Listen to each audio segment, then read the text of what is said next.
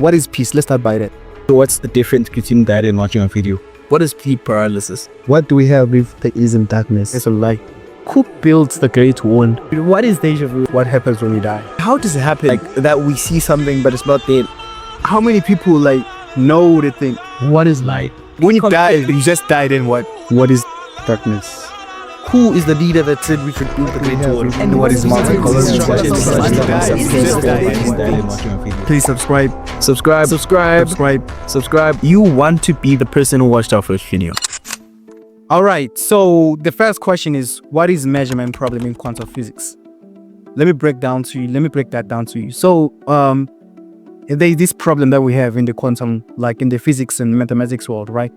So not everything is absolute as we perceive it as human beings. We see things like this, but they are not as simple as that. So there's this experiment that was conducted by the scientist. So it's called a double slit experiment. So the scientist, you know what he did? So he put some double slit here, some double openings, right? And then he put a board behind those double openings. And then he put a shooter, something that is shooting electrons. You know electrons, right? Everyone knows that. So then he started doing this. He looked at the whole experience going on, and then he shoot electrons. And then the electrons obviously will bypass through the slits, the openings, and then hit the wall. And it's gonna be pattern of where the electrons were hitting, right? And then he like doesn't observe the experience after that. He go to other places or whatever. And then when he comes back, the pattern made at the back of the board is not two slits, but rather many slits, multiples of slits. So now that raises the question, is matter as absolute as we think it is right now? Because there's this theory that particles can exist in different places in a single time. Wait. Okay, so like the same particle, can be here and there at the same time until measured. Before you can measure, if you don't see, if nobody's looking at our particles, it existing, who knows, everywhere. So it's like if you were a particle, you are. If I'm not with you, you are at the town, you are at school, you're at home at the same time. If I don't know where you are, if nobody's looking at me right now, I'm still everywhere. As soon as you are observed, then you are where you are observed. So it's late, This is crazy. So why can't we assume that the thing is at some place that is one place? Why are we saying it everywhere when we can't, when we're not measuring it?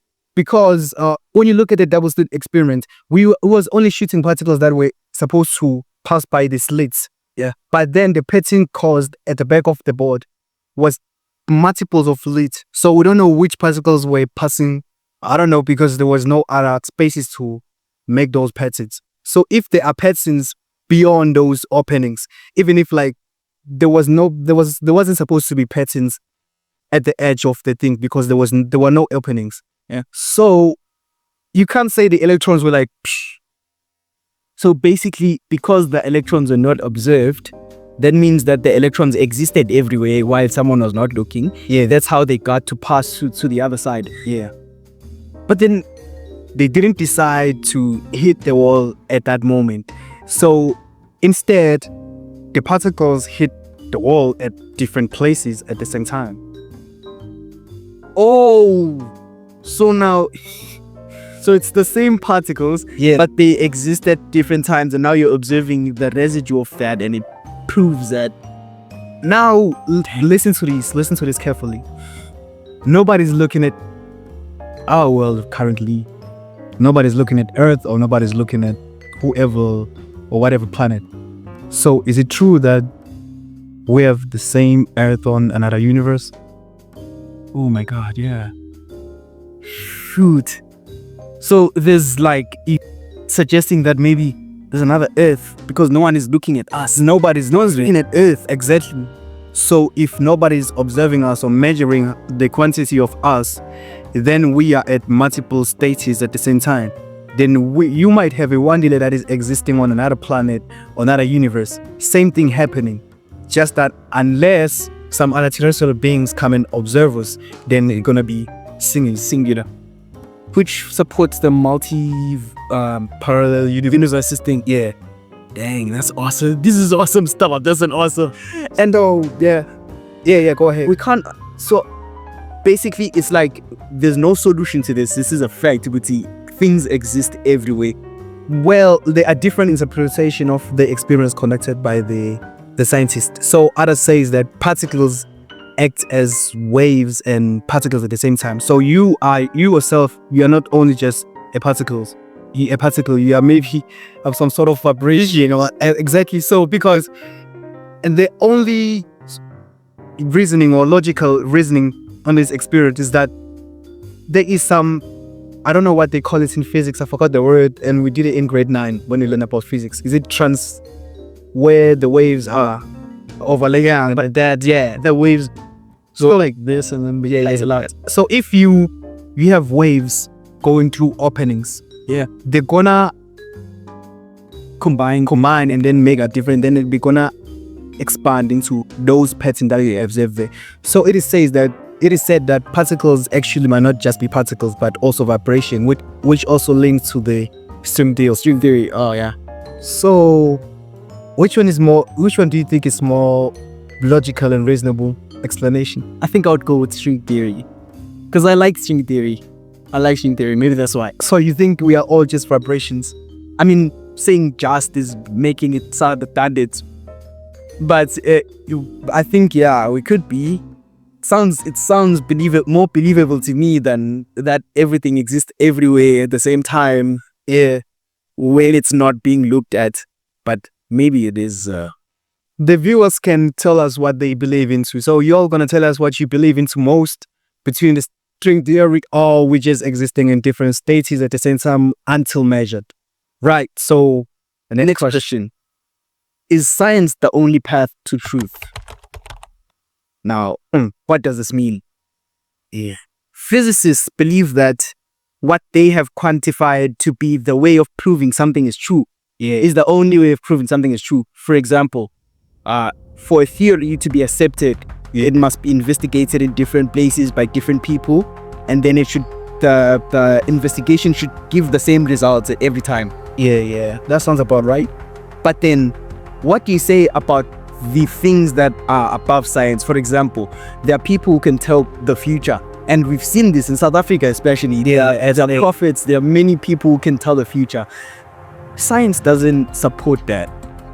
And there was actually a theory I heard a few days ago about autistic kids that can't speak. There's a conspiracy theory that says that they can telepathically talk to people. For us? Yeah. So guys say, wait, how can they do that? There were experiments. They say that at the first time, the kids were like considered crazy because the autistic kids, the majorly autistic kids, they are the kids that would like scream and bang their heads in the wall and will not understand anything. But let me bring something that my uncle said to me this one time. He said to me, maybe there are people who can read minds. And then he said to me, imagine if you could read the mind of a person and you are sitting with your mom at home. You can read her mind, you understand everything that's happening in her. Yeah. Now imagine what would happen if someone else came. Now you're reading two minds at the same time. Imagine if you went to town where there's countless people. What's gonna happen to your head? Are you not gonna go crazy? Of course, you're gonna be crazy. Yeah, are you not gonna go crazy? And there, that's something my uncle said, and I was so shocked. I was like, nah, this sounds real. So those people might not be actually crazy, but they can read people's mind. Yeah, possible. So then there's other experiments that were in, I think in USA or South America, I forgot.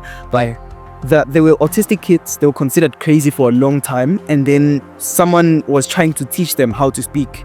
So the only way they could teach them how to speak was to point at alphabets in a board. It was maybe if I wanted to teach you how to say a word, I would show you how to point at maybe food, FOO to D, and then you know how to say the word. And then apparently, as soon as they taught them how to learn, which was kind of counterintuitive because they were considered stupid since they couldn't understand the simple thing. They couldn't speak. They couldn't understand people were speaking. They couldn't understand anything. But suddenly, when you teach them how to point at words, they are fluent in English. They are fluent in languages they've never learned before. That's literally something that happened. They knew how to speak Zulu without coming to SA or speaking to anyone who speaks Zulu. So after like they are taught everything like that, like how to speak and read and all that, do they ever confess or like say anything about mind reading, telepathy and all that? They apparently, they said the people, because it's a conspiracy theory, it can't be confirmed, but it said that okay, we're gonna watch some videos for sorry to this theory. We're gonna watch some videos at the end where there's a series of videos with evidence for this. Anyways, it said that they can access a realm of some sort where people don't exist, and they say that they speak to a higher being. Some call him God, some call him Allah, some call him different names, but there's some sort of a higher being where all these autistic kids exist, and some other beings that we can't comprehend. So it said that is where they learn, because these children could recite books. They could recite books word for word without having read them in their entire lives.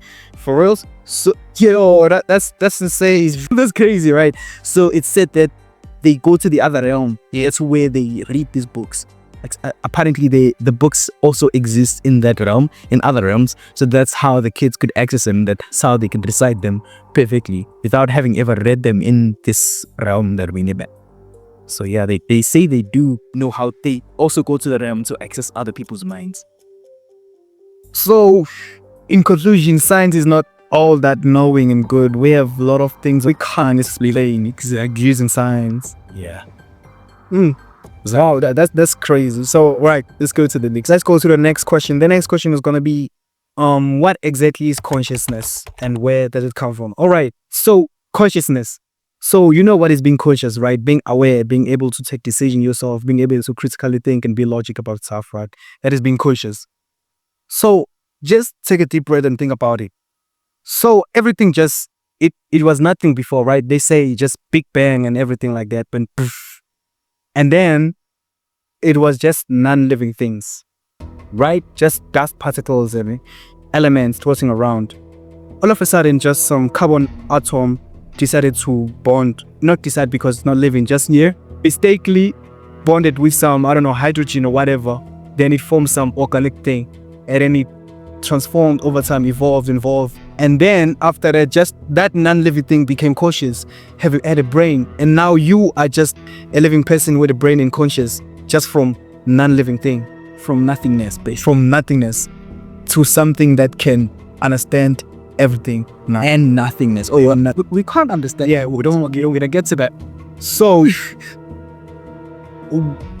is this consciousness even really a thing? Are we that beings or species that we think we are, or is just an illusion created by us because our brain may be just deceiving us for what we know? Even if our brain is deceiving us, it's kind of hard to understand how nothing could transform to something that can deceive something and make it believe that it's something while it came from nothing.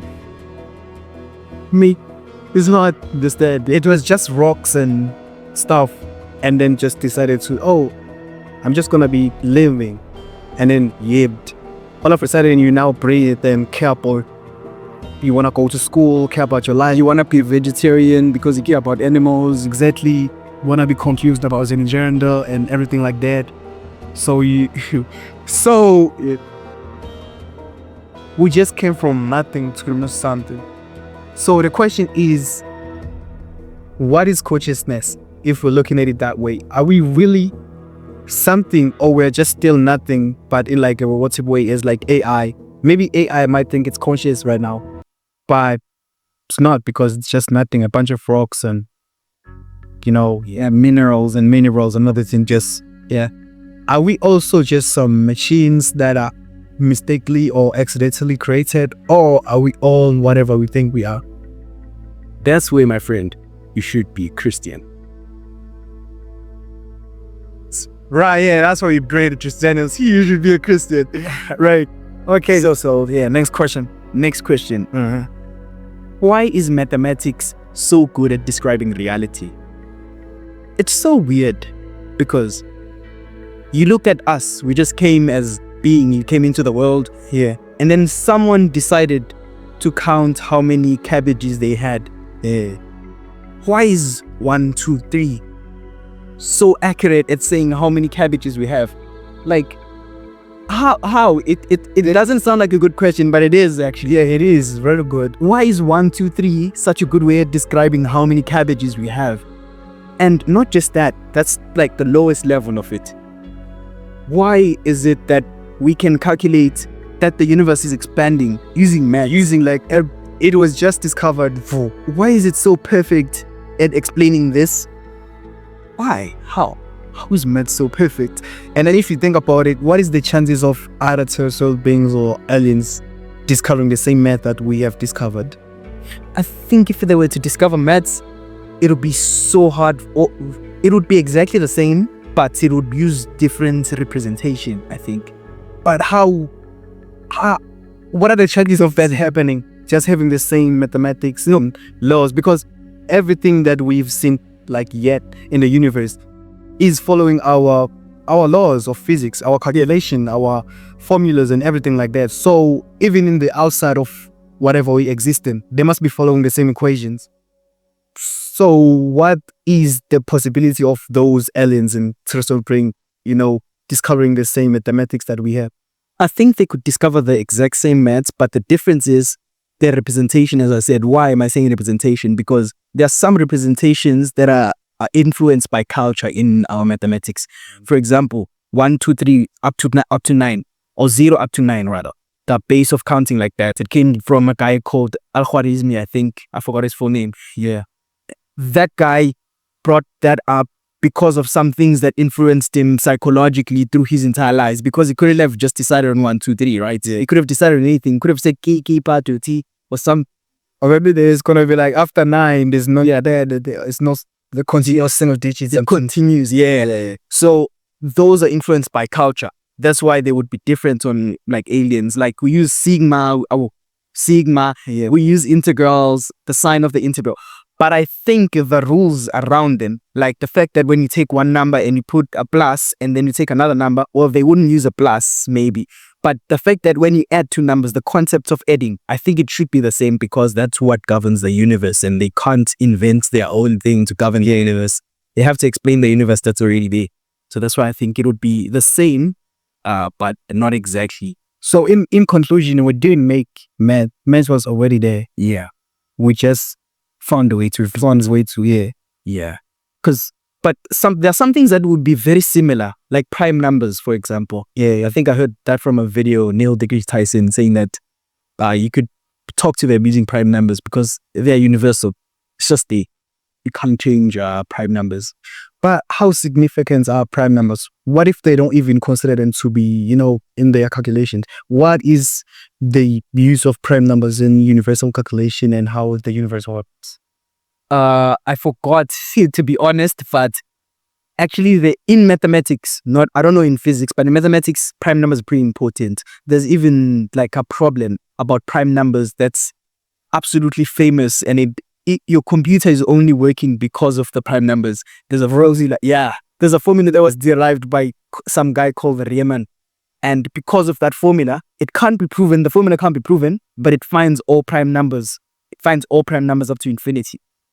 That formula is used to run programs, but no one can prove it. So we need someone to prove that. If you do that, you're going to get like a huge prize. I think 1 million or something.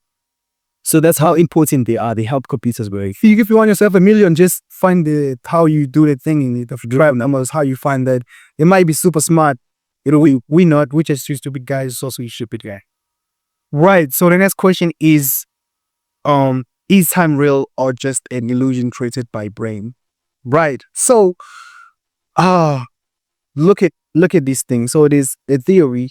Well, when you look at Einstein's calculation, suggests that everything is just existing at the same time. You just haven't opened the next chapter of what is going to happen. So whatever is happening right now, it was supposed to happen. You are not deciding. You don't have free will.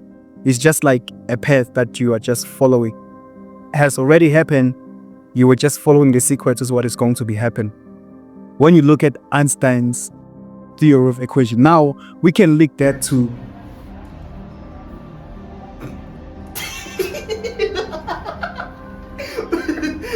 Right. Back to the topics. We can make that to the thing about everything's predetermined by God and all that. So now my question is even whatever we know as time real, or it's just an illusion played our brain? Because if everything has happened, that means you've been there before. You just don't know it yet. You've been waiting for your brain to play the memories to you. So you might be just reminiscing right now. Just like paging through a book that was already been ready written. Just haven't gotten to the last chapter, but it's already there. Exactly. What is wrong, Sue? Wanna be on a podcast, buddy? Yeah, So yeah, that's it. That's very interesting. It's very interesting. Like, why is time real? What makes time real? If everything is already there, exactly. And then there's this thing about, I don't even get it fully, about the thing that says time is the fourth dimension. Do you understand how that works? only a bit.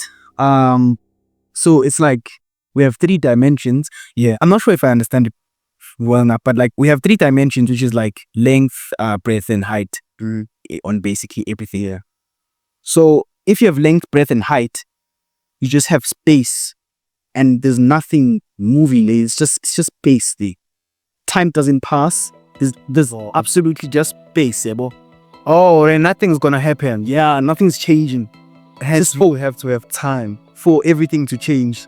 Oh, yeah. That's a great explanation. So if you don't have time, nothing is going to move. So it's just space, and then everything is frozen. Because if you move something, you have to move it within a period of time. Yeah. Hence, we have to have time in order for us to fully exist as. Yeah. Oh, then the question could be to that: why are we, the people who are moving in time? Why is the next second in the next minute in what's going to happen now? Why is that not the right time? Why is that not the main time? Why is it Monday wonders here? Okay. And if that's the case, why is it not all just pictures that are piled up? That's what the Einstein's theories and calculation suggest. It's just this: we are not in the right time right now. There's a sequence of things that have to happen. So how can you tell the time is changing? Isn't our consciousness moving from one picture to another picture? It is possible that your consciousness and mine are not on the same time. You are just observing it right now because maybe I am looking at you and think you're on the same period of time that you read right now. Possibly you might be on 2035, who knows? But then who's to say that the consciousness of me that is there is the right one and not the one that is on me right now? As I'm saying, there is no right consciousness. You are experiencing a certain, period of time, which is highly possible that nobody's experiencing the same period of time, but you are just looking at me right now, sitting with you because it happened. I might be on another. Well, for me, I am here. I know. No, you can't. You can't know. Okay. My theory is they all exist simultaneously. Your consciousness is on every frame simultaneously. But then, yeah. Then I'm experiencing what I'm experiencing in 2050 right now, but I'm also experiencing what I'm experiencing here at the same time. But then that will require you to know the future. We don't know the future. Unless my consciousness has not reached that part. How? But you're experiencing it. So you have to maybe but then if we call it the future, how do we know that this is the perfect time? Why are we saying the present is the perfect time? How is this not the future? Yeah, how is this not the past? Good question. I think we've reached our limit. So yeah, Einstein's on the comments, please. Yeah, and if you feel like you are Einstein or Neil deGrasse Tyson there or whatever, you smart people, we know your people have degrees and PhDs and all that. Just comment and clarify everything for us, because right now we know nothing. And even if you're just a student who has an idea, share that. Yeah, share that. That's how scientists were born. That's how. Yeah, you might be so smart even smarter than Einstein, although that is like 0.005% chances, but you might be just comment. Right. So the next question. Yeah, next question. Where did the laws of physics come from? Right. We use the laws of physics to describe the world. It's very similar to maths, but not exact. So we say that an object will always fall towards another object if it's bigger. We say if you throw something up, it'll always go down. Yeah. We say that if you turn a light bulb on, it'll always turn on because there's electrons flowing and emission of photons and so on. But who says that's going to happen? Who put those laws there? Who said that something is always going to fall? Who said that the light is going to shine? Who said the earth is going to revolve around the sun? Who said the universe would explode? Who said why are these things happening? Well, there is like this quote that is used to answer that question. And I know this quote is very famous and known by a lot of people. So the quote is, "Let there be light." What? Not for real. Okay, yeah. That is the most famous quote. I think not the most, but very famous quote in the world. So if that guy says, "Let there be light," there will be light. Let there be darkness, there will be darkness. I don't know in the science world, but the logical reasoning that I have currently to that question is that let there be light, then there is light. Let there be gravity, there is gravity. Okay. So fair, but let's ignore that point of view because let's look at the scientific point of view. Because science is apparently believed to be the only way to go to the truth. Our paradise scientists. So I thought the quote you were going to say was but the one by Neil deGrasse Tyson, who said, "Science is not obligated to make sense to you." I thought that's what you were gonna say. Like, science didn't sign a contract that it'll make sense to you. No, it doesn't have to make sense to you. It just has to yeah. So, but still, it doesn't answer, because I'm not asking how does science make sense. I'm saying where does the sense come from? Yeah. And the thing is that we as human beings are so obsessed with understanding everything to its simplest form. We want to know everything to its basic form. Like, we are studying human life. We are studying also it's like to the simplest point of view, to DNA, how we work and so why aren't we studying how these laws of physics come to about? What influences them? Why, when there's a mass and max, why do they attract each other? Yeah, without not just a random thing. Exactly, it can't be just random. Without any electromagnetic things. And where do they even come from? Why do they exist? even the electromagnetic stuff? Yeah, why is it like that? Why do they even attract each other? Bruh, like, why does a negative magnetic energy, to the simplest form, like, why is a magnet and a magnet attract sometimes and repel sometimes? And why is the earth not collapsing? Why is its gravity holding it together? Yeah, it's a good question.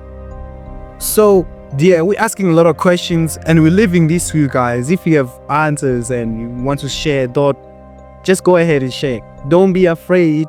We're just gonna respond as soon as possible as we get your comments, guys. Yeah. So we're moving to the next question, man. Then next question is, what is dark matter and what and why can't we see it? Right. So look, what is dark matter? That's a very famous question. I'm mostly interested to the part, why can't we see? So let me start by what is dark matter. So apparently dark matter is something that is like, I don't know, holding, it's 70 or 90% of whatever of the universe. Apparently the matter that we know as like particles, everything that we know, matter as it all, it only like weigh about 30% of the universe. So the other stuff, it's not whatever you can see or touch. It's just that matter and that energy. So why can't we see it? So it is this thing called, it's called the light spectrum or whatever, radiation spectrum or whatever. It's crazy how the human eye works, because we only can see a very short piece of the spectrum. Like, it's very little. I don't know if we reach 1% or 2% or something, but it's very like limited.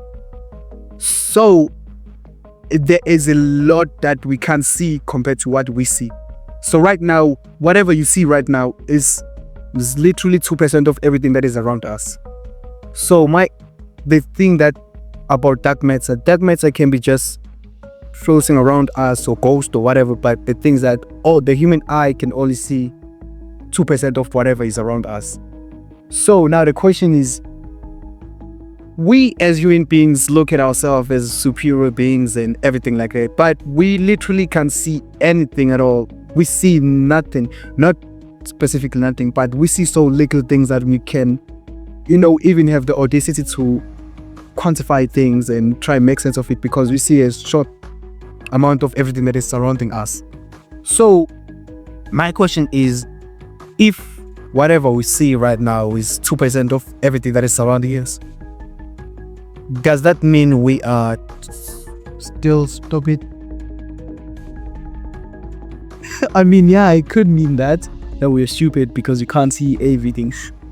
I actually have something to add on to that, which is, if we only see a small percentage of what is actually there. First one is on the thing we spoke about earlier about the kids who are autistic. What if they can see everything? Oh, damn. If they can see everything, then what would happen if they get to a place that's chaotic with all the other dimensions?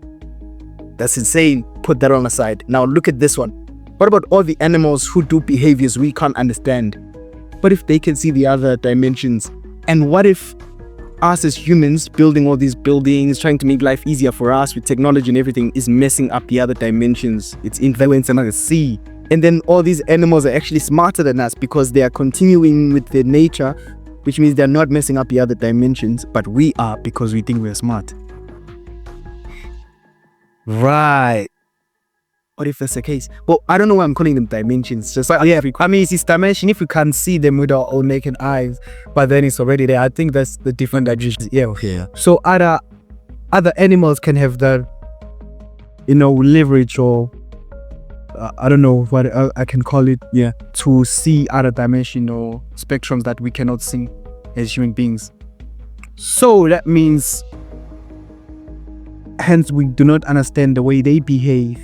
And the way so there might be some animals that are looking at other spectrums that we do not see, and they can see the one that we're looking at right now. Yeah, maybe.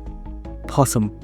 You ever see the thing where there's an ant and then they draw a line around the ant? Yeah. And then the ant can't go out. The explanation is, well, there's a first explanation which is philosophical. It says that the ant think it's blocked or what, because it sees a line, just like how people think they're blocked because they live in a certain environment, whatever. So the ant thinks it can't go out. That's the first explanation. The other one is the ink is wet, first, so it thinks it's gonna drown. And the second reason under that same theory is that there's a smell on the ink that cancels out the smell of the root for the ants, because the ants follows a certain smell to know where it should walk. Now, the other theory I'm devising now from this, what if drawing a line with an ink pen creates some wall in another dimension or something? What if the ants can't go past that? Well, I've seen a video where the ant actually become aware that this is actually a trap. I can go, and then it can go through, beyond. But if it can go through, it's just that on the other dimension, it looks like it can't pass.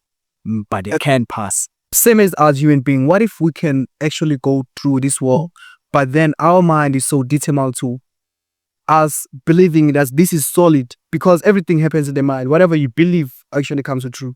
So what if us as human beings have convinced ourselves that everything has to be solid, liquid, gas, and whatever things, that we thought nobody can pass through this wall without that. But we can actually do it when we are able to observe other spectrums of the light. There's a lot we don't know. As human beings, not us just as guide, as human beings, there's a lot of things we only know very little. Very little. So the next question, right? Yeah. What is nothing? What is nothing? We've discussed this before, but I want us to break it down for the viewer. So go ahead. What is nothing? You could say that if you walk into a room, Yeah, there's no chair, there's no bed, it's just a room, empty. There's nothing in there, right? Someone think, there's nothing. That's what we describe as nothing. Yeah, you have a bucket, it doesn't have water. That's an empty bucket, there's nothing inside. But then, in every piece of space inside that room, there are bacteria, there are viruses, there are germs, I don't know what's it called. There are particles, air particles. There are many things existing inside there. Yeah. But that we can't see. But just because we can't see it, we describe it as nothing. Yeah. So generally we describe nothing as something we can't see, but that's not really what nothing is. Now you go to space maybe. Yeah. This is I heard this from Neil deGrasse Tyson. You go to space. In space, you think, there's nothing because you can't breathe in space. Yeah. Which makes you assume that maybe there's low air. And then when you check, there's still some bacteria existing there, depending on the altitude you are at away from Earth. There's still some bacteria existing there. There's a lot of air particles in there. So it can't be nothing because there's something in there. Yeah. Nothing can't have something in it. It has to be totally nothing with nothing, anything. Yeah. But, I believe we can never achieve nothingness. I believe so because what is nothing? You gotta have just nothingness. There's this thing, when you have like an empty thing, like when you have nothing in a bottom. Yeah. When you keep on reducing the number of somethings in bottle, so if you want it to reach a state where it's nothing, there is so much force on that nothingness that is trying to pull everything inside so that can be occupied and have something. So if the universe is expanding, then that nothingness was gonna be occupied by, because if it expands, that means we have too many particles in our environment that is trying to, which explains why the universe is expanding to. That means there is nothingness, hence a universe is trying to occupy that nothingness. Yeah. Oh, this is awesome. This is great. So the reason the universe is expanding is because it's trying to occupy the nothingness that is there. So there is actually the end of the universe, I guess. But it's constantly being swallowed by something. Well, swallowed by nothing. There's nothing, but then it's being swallowed by something, which is the universe. Yeah, the nothing is being swallowed by something, which is weird. So is swallowing nothing. Like taking a bottle of nothing with just air particles in it. So they just moving to, wow, that's dope. That's awesome. Okay, it's awesome. At least we made a conclusion on something, even though we had nothing. Right, the next topic. We've reached the end. Oh, reached it. Okay, guys, it's the end of it. I hope you all enjoyed, but this was very interesting. If you really, a critical thing, I like listening to stuff like this. This was very interesting. Don't forget to subscribe, hit that like button, and we're going to be talking a lot. Stick with us and help us grow and reach the point we deserve to reach and whatever you think we deserve to reach here. You want to be the person who watched our first video.